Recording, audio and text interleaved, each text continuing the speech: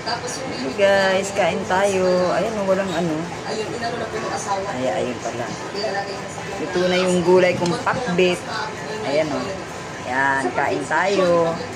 Ang bango ng ano, ang bango na alugbati at malunggay. Okay, so. Kain tayo guys. Yummy yummy. Namiss ko yung gulay. Namiss ko yung luto ko ng gulay.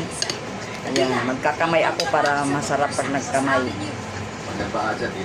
Mainit pa pala. Ang init. Ang init ng gulay ko kasi kaluluto na. Ayan, alugbati. Pampababa ng kolesterol. Ayan, pati yung malunggay. Ayan, kain tayo.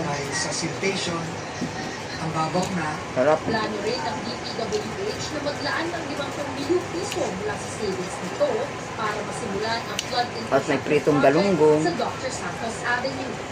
Sa 2027, pupondohan din ang pag-upgrade sa mga nalumang dilim. Kayo guys, kumain na ba kayo? Ano ulam niyo? Sa ilalim ng mga basketball court, Ayan. gaya sa Quezon City at Kain Manila. tayo. Binahagin ang ilang kalsada sa Valenzuela City noong weekend. Umaasa ang DPWH at Nakalimutan ko pala magdasal. na maiiwasan na ito kapag binuksan na sa Junyo ang siyang na bagong gawa at upgraded pumping station sa lungsod. Kabilang ang Wawang Pulo Pumping Station. Pag kumakain ako, kaliwa. Pag nagsusulat, kanan. Sila na ang mag-ooperate. Lilinisin at palalalimin din ng Ganun ako. ahensya ang Milkawayan River para hindi Talong. ito umapaw.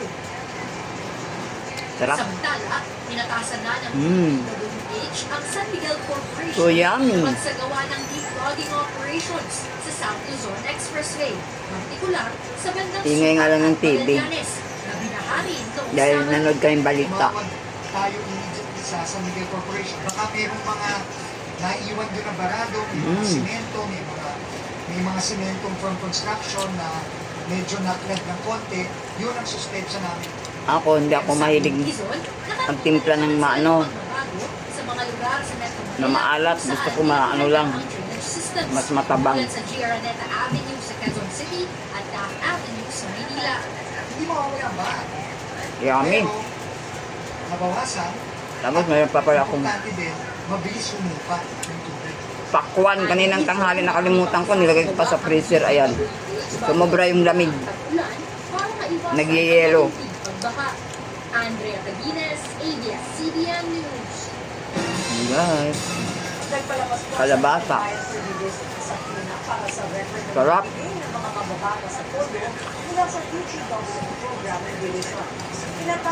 Masarap ang luto ko. Sarap ng gulay. Para ipalabas ang lahat ng mga funding request sa kahit anong forma. Kumarap po sa witness stand si Longoria, kasabay ng pag-ibig Dami na makain nito. New York, kaugnay sa kasong malversation, ukol sa umano'y post-mortem Nadagdag ka na naman ang aking timbang nito. Ayun lang guys. Babayun. Thank you Lord. Thank you sa inyong lahat. Shout out. Good evening. Bye bye.